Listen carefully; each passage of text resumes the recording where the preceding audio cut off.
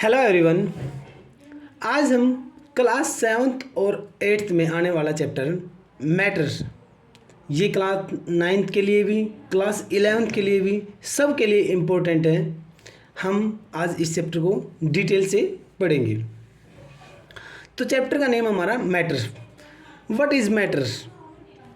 कोई भी चीज़ जिसका मास है और वो स्पेस ऑक्यूपाइड करती है वो मैटर है। फॉर एग्जांपल ये पेंसिल हमारे पास, पेंसिल, इस पेंसिल का ये एक स्पेस भी है भाई, इतने स्पेस में, जैसे मैंने यहाँ रख दिया तो इसने इतना स्पेस कवर किया है और इसका कुछ ना कुछ मास भी है, वजन भी है। तो ये क्या है? मैटर है। कि anything that has mass and occupied space, कोई भी चीज़ जो इसका मास है और स्पेस ऑक्यूपाई करती है वो क्या है? मास है। जैसे अपने आसपास क्या है? आपकी pen, pencil, book, bag, table, marker, सभी क्या हैं? मैटर हैं। तो एक चीज़ यहाँ पे देखना, इसकी डेफिनेशन में लिखा है कि हैज़ मास, कि भी मास है, उसका कुछ ना कुछ वजन है, इसने वेट नहीं लिखा।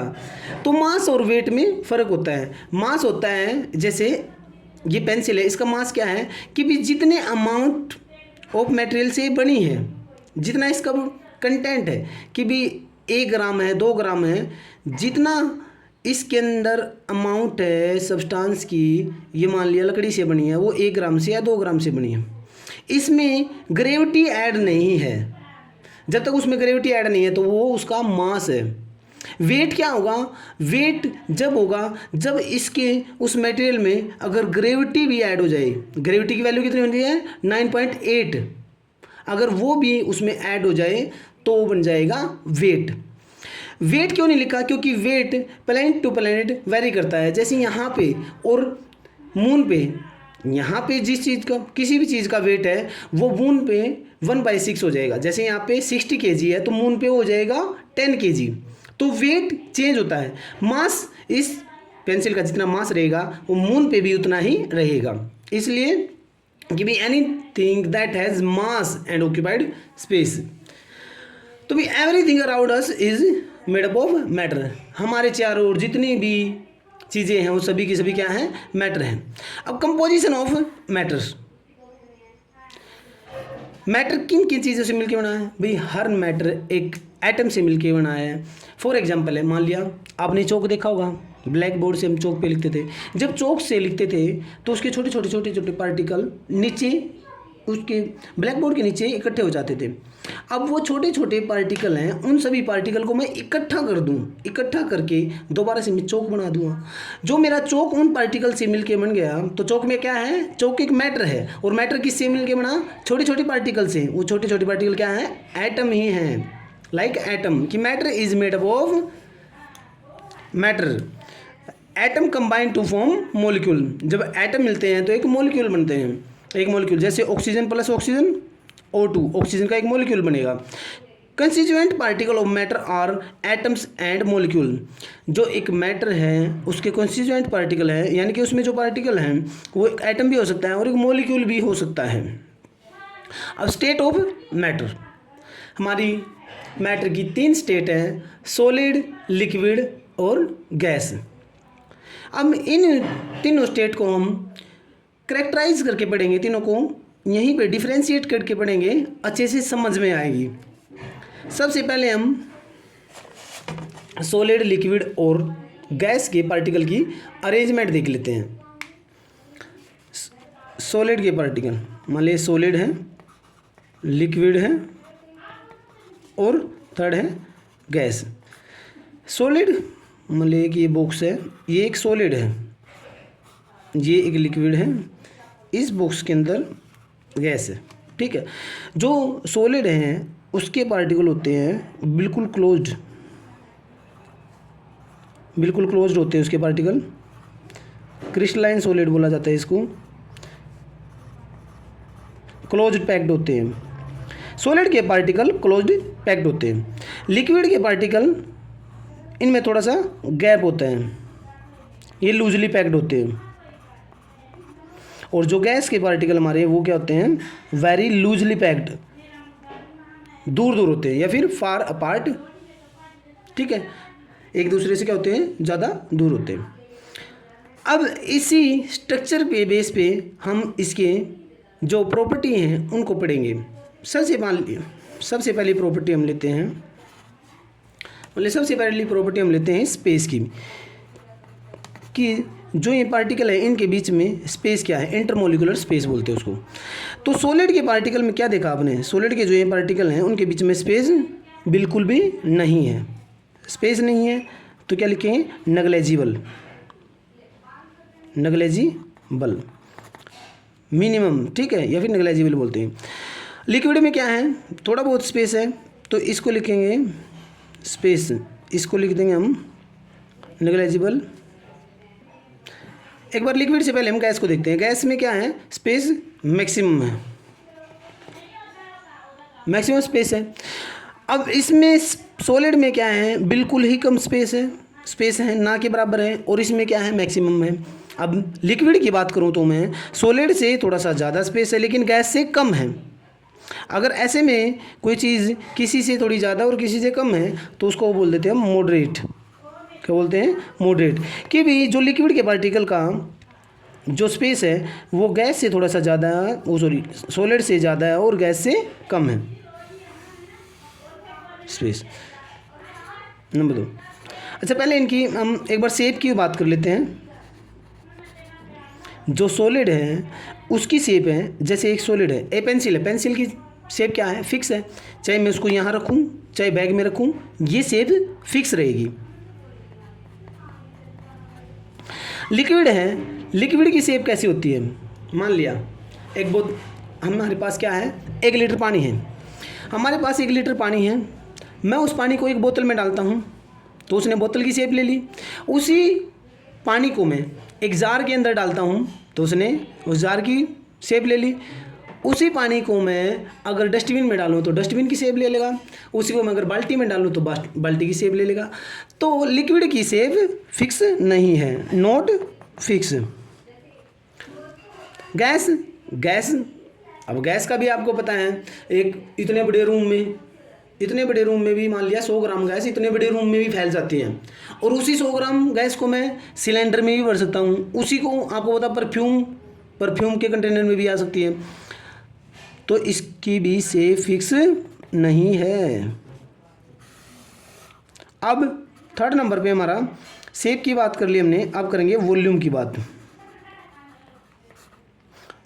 वॉल्यूम क्या होता है, वॉल्यूम की भी वो स्पेस कितना कवर कर रही है, जो स्पेस कवर कर रही है उसी को वॉल्यूम बोलते हैं। अब सॉलिड है, मान लिया ये स्पेस कवर किया उसने, जैसे सॉलिड ने इतना स्पेस कवर किया, जितना ये पेंसिल इतना स्पेस कवर कर रही है भाई, यहाँ पे ये मान लेते हैं, यहाँ पे इतना स्पेस कवर है, इसको यहाँ पे रखा मैंने, इतना स्पेस कवर कर रही है। बैग में रखूँगा तो भी इतना ही स्पेस कवर करेगी ये,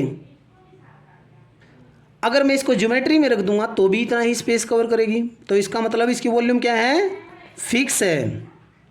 लिक्विड, मान लिया लिक्विड है, अब वही बात, 1 लीटर पानी है मेरे पास, 1 लीटर है, उसकी वॉल्यूम क्या है, 1 लीटर है।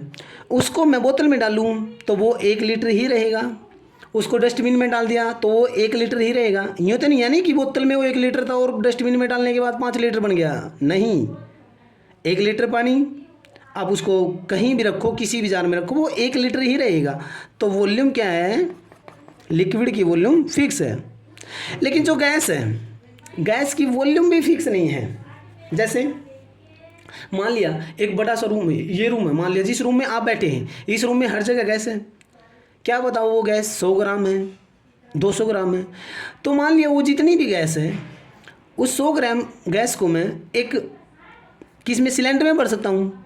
सिलेंडर कितने की, अब ये रूम का पता नहीं कितनी वॉल्यूम है, रूम की हो सकता है अभी 100 मीटर क्यूब कितनी, एक मान लिया सिलेंडर में भर दूँ मैं उसको, सिलेंडर की वॉल्यूम कुछ अलग होगी क्योंकि सिलेंडर के अंदर 14 लीटर गैस आती है, ठीक है, नॉर्मल जो हमारे हाउस घर पे होते हैं सिलेंडर उनमें।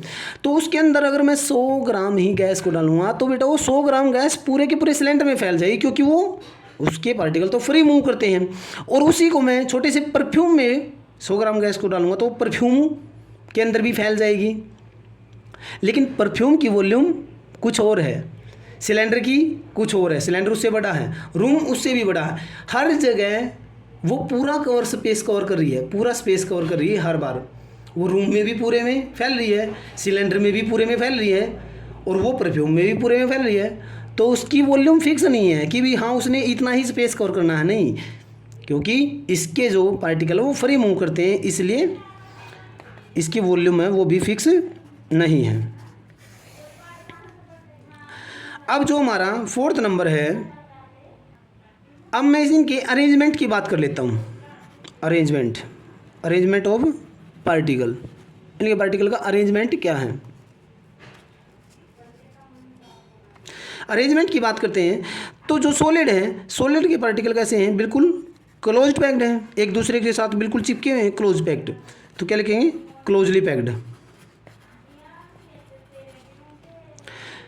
लिक्विड के पार्टिकल क्या हैं, थोड़े से दूर दूर हैं, थोड़े से दूर दूर हैं, तो लूजली पैक्ड। और जो गैस के पार्टिकल क्या हैं, ज़्यादा दूर हैं, तो क्या लिख सकते हैं हम, वेरी फार अपार्ट। क्या एक दूसरे से दूर दूर है, या फिर वेरी लूजली पैक्ड भी लिख सकते हैं हम इनको। 3 प्रॉपर्टी। अच्छा, स्पेस वाली प्रॉपर्टी हमने पढ़ ली हुई। सॉलिड के पार्टिकल में स्पेस नेग्लेजिबल होता है, ना के बराबर होता है, लिक्विड में थोड़ा सा होता है, गैस में बहुत ज़्यादा होता है। अब मैं 5 नंबर पढ़ रहा हूँ, मैं स्पेस की बात कर ली है, मैं पढ़ता हूँ फोर्स ऑफ अट्रैक्शन, कि उनके मॉलिक्यूल हैं जो ये पार्टिकल हैं, इनके बीच में फोर्स ऑफ अट्रैक्शन कितना है।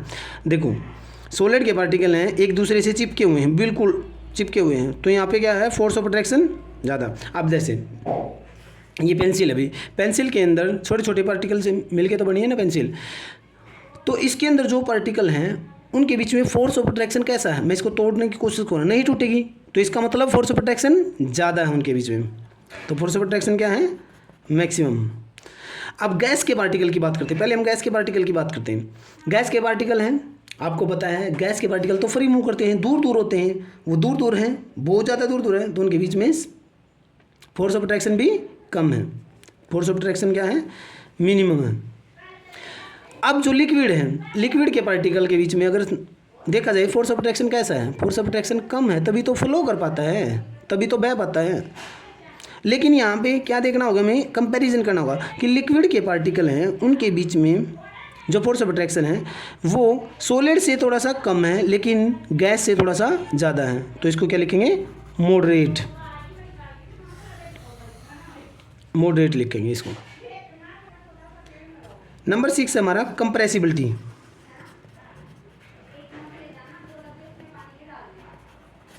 कंप्रेसिबिलिटी यानी कि कंप्रेस किसको कितना किया जाएगा। सॉलिड के पार्टिकल तो भाई फिक्स हैं, शेप फिक्स है। अगर मैं इस पेंसिल को कंप्रेस करने की कोशिश करूंगा तो ये कंप्रेस नहीं होगी, इसको कितना भी कंप्रेस, ये बोर्ड है, इस बोर्ड को, ये बोतल है, मान लिया ये बोतल है, इस बोतल को मैं कंप्रेस करने की कोशिश करूंगा तो ये कंप्रेस नहीं होगी। तो जो सॉलिड है वो क्या है, इनकम्प्रेसिबल। क्या है, इनकम्प्रेसिबल, कंप्रेस नहीं हो सकता। लिक्विड है, लिक्विड को कंप्रेस कर सकते हैं, मान लिया एक बोतल के अंदर पानी है तो आपको पता है बोतल को हम कंप्रेस कर सकते हैं थोड़ा बहुत, लेकिन क्या होगा, नेग्लेजिबल। ये भी क्या होगा, बहुत थोड़ा बहुत, मिनिमम। इसको क्या लिखेंगे, मिनिमम। लिक्विड मिनिमम कंप्रेस होता है, और गैस क्या है, गैस को बेटा कंप्रेस बहुत ज़्यादा किया जा सकता है। जैसे क्या है, इस रूम के अंदर मान लेते हैं हम 1000 पार्टिकल हैं, 1000 पार्टिकल इस रूम के अंदर है, उन सारे के सारे, देखो कितना बड़ा रूम है, इन 1000 पार्टिकल को इकट्ठा करके मैं किस में रख सकता हूँ, परफ्यूम की बोतल कितनी छोटी आती है उसमें डाल सकता हूँ। तो कितना ज़्यादा उसको कंप्रेस किया गया, मैक्सिमम कंप्रेस कर सकते हैं हम। ठीक है, अब इसके बाद जो लास्ट देख लेते हैं हम, वो देख लेते हैं काइनेटिक एनर्जी। भी काइनेटिक एनर्जी सबके बीच में, पार्टिकल के बीच में काइनेटिक एनर्जी कितनी क्या है। अब काइनेटिक एनर्जी क्या होती है, काइनेटिक एनर्जी किसी भी पार्टिकल के मूव होने की वजह से जो एनर्जी उसमें क्रिएट होती है उसको बोलते हैं काइनेटिक एनर्जी। ओके, अब जो सॉलिड के पार्टिकल हैं, सॉलिड के पार्टिकल वो मूव हो रहे हैं, नहीं हो रहे मूव, तो इसके बीच में काइनेटिक एनर्जी क्या है, मिनिमम। हाँ, लेकिन सॉलिड के पार्टिकल क्या करते हैं, अब जैसे मान लिया आप जहाँ पे बैठे हो, टेबल पे बैठे हो, तो टेबल पे हमने एकदम से थप से करके देखेंगे, जैसे थप किया तो उसने क्या किया, वाइब्रेट किया। क्या किया, वाइब्रेट किया। तो काइनेटिक एनर्जी थोड़ा बहुत तो वाइब्रेट किया ना उसने, तो मिनिमम है। क्या है, मिनिमम काइनेटिक एनर्जी, यानी थोड़े बहुत तो वाइब्रेशन सी हुई तो मिनिमम काइनेटिक एनर्जी। लिक्विड में क्या होगी, अब गैस में देख लेते हैं। गैस में क्या होगी, पार्टिकल दूर दूर हैं, तो इसका मतलब वो ऐसे ऐसे उधर उधर भाग रहे हैं, इधर उधर भाग पा रहे, तो उनके बीच में क्या है, काइनेटिक एनर्जी मैक्सिमम है। अब लिक्विड की बात करें तो सॉलिड से थोड़ी सी ज़्यादा है और गैस से कम है, moderate kinetic energy. Okay student, I hope आप सॉलिड, लिक्विड और गैस के जो डिफ्रेंशिएट हैं आप इसको अच्छे से समझ पाए होंगे। ओके, इसके बाद जो हमारा टॉपिक है वो है inter conversion. Inter conversion of matter.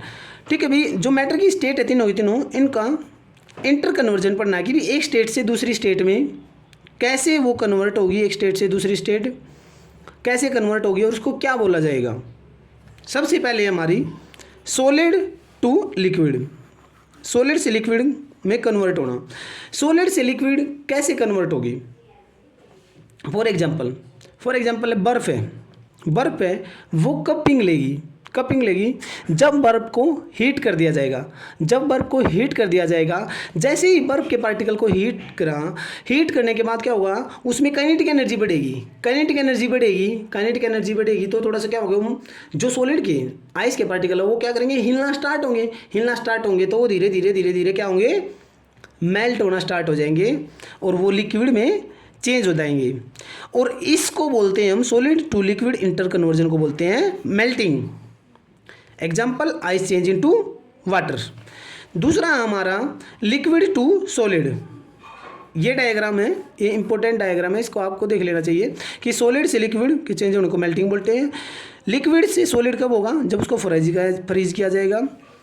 Liquid से गैस का कन्वर्ट होना वेपराइजेशन। गैस से लिक्विड बनना कंडेंसेशन, बादल बनने की प्रोसेस। सॉलिड से डायरेक्ट गैस बनना सब्लिमेशन। गैस से डायरेक्ट सॉलिड बनना डीसब्लिमेशन। अब हमने हमारा एक पढ़ लिया था। सेकंड इंटर कन्वर्जन क्या है, लिक्विड टू सॉलिड। लिक्विड से सॉलिड कब बनेगा, जैसे हमारे पास क्या है, पानी है, पानी से बर्फ़ कब बनेगी, जब उसको कूल कर दिया जाएगा। अब जैसे वाटर के पार्टिकल हैं, हमारे पास वाटर के पार्टिकल को क्या किया, कूल कर दिया, फ्रीज कर दिया। जैसे ही फ्रीज किया तो क्या हुआ, उनके बीच की जो काइनेटिक एनर्जी है वो डिक्रीज होगी, काइनेटिक एनर्जी डिक्रीज होगी। तो जो लिक्विड के पार्टिकल थे उनके बीच में थोड़ा बहुत स्पेस था, काइनेटिक एनर्जी थोड़ी बहुत थी, तो क्या हो जाएगी, वो उसके पार्टिकल सीज हो जाएंगे, ठहर जाएंगे, रुक जाएंगे, अपनी मोशन, उनकी मोशन रुक जाएगी और किस में कन्वर्ट हो जाएंगे, सॉलिड में, बर्फ में। इसको बोलते हैं फ्रीजिंग। एग्जाम्पल हमारा water change into ice. Third हमारा लिक्विड टू गैस। लिक्विड का गैस में कन्वर्ट होना। लिक्विड कब गैस में कन्वर्ट होगा, जैसे पानी है, पानी भाप में कब कन्वर्ट होगा, जब उसको हीट किया जाएगा। अब पानी है, पानी को हमने हीट कर दिया, हीट किया, जब भी हम हीट करेंगे तो काइनेटिक एनर्जी बढ़ेगी। काइनेटिक एनर्जी बढ़ी तो लिक्विड के पार्टिकल थोड़ा थोड़ा हिल रहे थे, काइनेटिक एनर्जी बढ़ी तो वो ज़्यादा एकदम से उनके बीच में कोलिजन स्टार्ट हुआ तो क्या हुआ, दूर दूर भागने लग गए तो क्या हुआ, वो गैस में कन्वर्ट होने लग गए। और इसी को बोलते हैं, इसको liquid to gas interconversion को बोलते हैं vaporisation. After boiling water change into water vapour. Example हमारा ये है। फोर्थ हमारा गैस टू लिक्विड। गैस से लिक्विड कैसे बनेगी, देखो, जब हमने पानी को गर्म किया, भाप बनी तो क्या हुआ, जब इवेपोरेशन होता है आसपास में तो क्या होता है, पानी की भाप बनती है और ऊपर जाती है आसमान में। जब हम ऊपर जाते हैं तो क्या होता है, टेम्परेचर कम होता है। टेम्परेचर कम होगा तो गैस के पार्टिकल, अभी भाप बनी है तो गैस के पार्टिकल बने हैं, गैस के पार्टिकल दूर दूर हैं तो टेम्परेचर कम हुआ, तो वो तो दूर दूर भाग रहे थे ना, गैस के पार्टिकल के टेम्परेचर कम होगा तो जो वो मोशन कर रहे थे वो सीज होगी या तो उनकी मोशन रुक जाएगी। और ऊपर जाते हैं तो प्रेशर भी बढ़ता है, तो जब वो धीरे धीरे रुकेगी और उस पर प्रेशर अप्लाई होगा तो दोबारा से क्या हो जाएंगे, वो दोबारा नज़दीक आएंगे तो किस में, लिक्विड में कन्वर्ट होना स्टार्ट कर देंगे और क्या बनेंगे, बादल बनेंगे। तो गैस टू लिक्विड, और इसी प्रोसेस को बोलते हैं कंडेंसेशन प्रोसेस। गैस से लिक्विड इंटर कन्वर्जन को बोलते हैं कंडेंसेशन, फॉर्मेशन ऑफ क्लाउड, बादल का बनना। फिफ्थ हमारा इंटर कन्वर्जन है सब्लिमेशन। सॉलिड का डायरेक्ट गैस में कन्वर्ट होना क्या है, सब्लिमेशन। अब सॉलिड है उसको डायरेक्ट गैस में कन्वर्ट करना है। अब यहाँ पे काइनेटिक एनर्जी का थोड़ा सा वो वाला काइनेटिक थ्योरी ऑफ मैटर हमारी 4 पे लगती है। अब सॉलिड का डायरेक्ट गैस में कन्वर्ट होना, ये सब्लिमेशन। इसका एग्जांपल हमारा कैम्फर है, नेपथलीन बॉल्स हैं, ड्राई आइस है। अब इसका एग्जांपल क्या है, आपने कमोड वगैरह देखे होंगे किसी भी रेस्टोरेंट वगैरह, या आप बाहर जाते हैं तो वॉशरूम के कमोड होते हैं, उनके अंदर छोटी छोटी सफ़ेद गोली होती हैं, वो ताकि स्मेल ना आए उसमें से, वो होती है नेपथलीन बॉल बोला जाता है। वो क्या होती हैं, वो सॉलिड में होती है और डायरेक्ट गैस में कन्वर्ट होते हैं, डायरेक्ट उड़ जाती हैं। दूसरा एग्जांपल ओडोनिल। ओडोनिल को तो आपको घर पे देखा होगा, बाथरूम वगैरह में लगाते हैं। क्यों लगाते हैं, वो क्या करती है, थोड़ी सी फ्रेगरेंस छोड़ती है। अब जब ओडोनिल होती है, जब उसको थोड़ा सा ओपन करके छोड़ दिया और हम 2-4 दिन बाद या 1 वीक बाद देखते हैं तो वो ख़त्म मिलती है, गायब मिलती है। तो सॉलिड थी तो डायरेक्ट किस में कन्वर्ट हुई, गैस में कन्वर्ट हुई।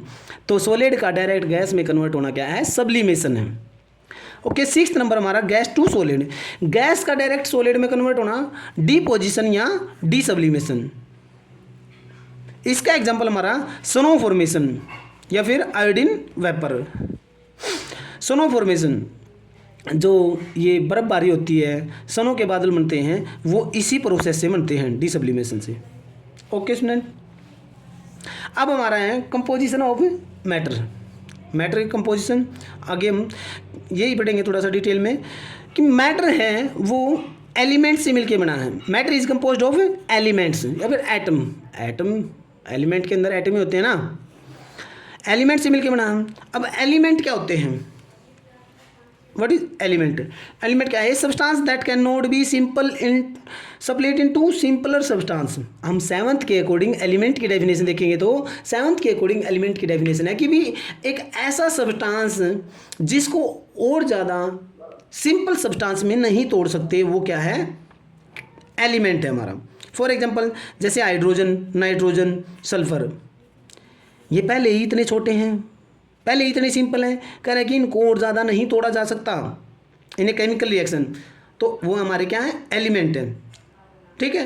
कंपाउंड, कंपाउंड क्या होंगे भी, कंपाउंड तो कंपाउंड कब बनेगा, जब 2 एलिमेंट मिलेंगे। अब 2 एलिमेंट मिलेंगे तो 2 एलिमेंट को तोड़ भी सकते हैं, तो कंपाउंड को हम सिंपल सब्सटेंस में तोड़ सकते हैं। व्हेन 2 और मोर element combine in a fix ratio. ठीक है, ये हमारी वो डेफिनेशन थी। लेकिन 7th के अकॉर्डिंग देखा जाए तो क्या होगा, a substance that can be split into simpler substance, जिसको सिंपल सब्सटेंस में तोड़ सकते हैं। जैसे कार्बन डाइऑक्साइड, इसको कार्बन ऑक्सीजन में तोड़ सकते हैं। वाटर, हाइड्रोजन वाटर में तोड़ सकते हैं, हाइड्रोजन और ऑक्सीजन में तोड़ सकते हैं। कैल्शियम कार्बोनेट, कैल्शियम में कार्बन ऑक्सीजन में तोड़ सकते हैं। तो जिसको सिंपल सब्सटेंस में नहीं तोड़ सकते वो एलिमेंट है, जिसको सिंपल सब्सटेंस में तोड़ सकते हैं वो क्या है, कंपाउंड है। अब एटम क्या है, एटम एक इतना छोटा पार्टिकल है जिसको हम नेक्ड आई से नहीं देख सकते। The smallest unit of an element, वो एलिमेंट है। मान लिया फॉर एग्जांपल ये मेरा कोई एलिमेंट है, ये एलिमेंट है, मान लेते हैं नाइट्रोजन का। नाइट्रोजन का इतना सा मेरा एलिमेंट है। अब ये एलिमेंट क्या है, छोटे छोटे एलिमेंट से छोटे छोटे एटम से मिलके बना है। इसके अंदर छोटे छोटे एटम है। अब ये एटम है, इस पूरे एलिमेंट का क्या है, स्मॉलेस्ट पार्ट, स्मॉलेस्ट पार्ट है। तो यही तो है, दो स्मॉलेस्ट यूनिट है, smallest unit of an element that can not be seen by naked eyes, जिसको नेक्ड आइज से नहीं देखा जा सकता। एटम इतना छोटा है जिसको नेक्ड आइज से नहीं देखा जा सकता। जैसे फॉर एग्जांपल आपके आसपास में क्या है, ऑक्सीजन गैस। ऑक्सीजन गैस के एटम हैं, उनको देख पा रहे हो, नहीं, तो एटम इतना छोटा है जिसको नहीं देखा जा सकता। Hydrogen, nitrogen, oxygen. Molecule, molecule क्या है, किसी भी कंपाउंड का या फिर मैटर का जो स्मॉलेस्ट पार्ट होता है वो क्या होता है, मॉलिक्यूल होता है। The smallest part of an element और a compound that is capable of independent exist. Compound का वो स्मॉलेस्ट पार्ट जो इंडिपेंडेंट एग्जिस्ट कर सकता है, इंडिपेंडेंट एग्जिस्ट कर सकता है। जैसे O2, एग्जिस्ट कर सकता है इंडिपेंडेंट, H2O एग्जिस्ट कर सकता है इंडिपेंडेंट, ठीक है। मॉलिक्यूल इंडिपेंडेंट एग्जिस्ट कर सकता है। अब हमारे जो मॉलिक्यूल हैं वो दो तरह के हैं, molecule of element and molecule of compound. Molecule of element जो एलिमेंट से मिलके बने हैं वो मॉलिक्यूल। तो एलिमेंट से मिलके कौन से मॉलिक्यूल बनेंगे, जो सेम एटम से मिलके बने हैं। Molecule of element is made up of same atom of same element, same element के एटम से मिलके बने हैं, जैसे O2 N2 Cl2। ये क्या है, ये एलिमेंट के मॉलिक्यूल हैं। इन O2 के अंदर 2 ऑक्सीजन के एटम, N2 के अंदर 2 नाइट्रोजन के एटम, क्लोरीन के अंदर 2 क्लोरीन के एटम, ठीक है। जो सेम एटम से मिलके बने हैं वो हैं molecule of element. Molecule of compound जो डिफरेंट एलिमेंट के एटम से मिलके बने हैं, is made up of atom of different element. जैसे वाटर एक हाइड्रोजन और एक ऑक्सीजन से मिलके बना है, कार्बन डाइऑक्साइड कार्बन ऑक्सीजन से मिलके बना है, नाइट्रोजन ऐसे अमोनिया नाइट्रोजन हाइड्रोजन से मिलके बना है, कैल्शियम कार्बन और ऑक्सीजन से कैल्शियम कार्बोनेट मिलके बना है। तो डिफरेंट एलिमेंट के एटम जब मिलते हैं कंपाउंड बनता है मॉलिक्यूल का, और जब सेम एलिमेंट के एटम मिलते हैं जब बनता है मॉलिक्यूल और एलिमेंट मिलता है, ठीक है। हमारा लास्ट टॉपिक है केमिकल बॉन्ड। केमिकल बॉन्ड क्या है, किसी भी मॉलिक्यूल के अंदर जो भी एटम है, किसी भी मॉलिक्यूल में जो एटम है उनको एक फोर्स पकड़े हुए है, एक फोर्स उनको पकड़े हुए हैं, उसी फोर्स को बोलते हैं chemical bond. The force that hold any two atoms, कि वो फोर्स जो दो एटम को होल्ड किए हुए हैं, पकड़े हुए हैं इन ए मॉलिक्यूल, एक मॉलिक्यूल के अंदर, इज कॉल्ड केमिकल बॉन्ड। उसी को केमिकल बॉन्ड बोलते हैं। A chemical bond is much stronger then intermolecular force. कह रहे हैं केमिकल बॉन्ड है वो इंटरमोलिकुलर फोर्स से बहुत ज़्यादा स्ट्रोंग होता है। So the atom are held together in a molecule, इसलिए जो एटम है हेल्ड टुगेदर पकड़े हुए हैं, atom are held together in a molecule, एक मॉलिक्यूल के अंदर अपने आप को पकड़े हुए हैं, मतलब held together more stronger than the molecule in matter.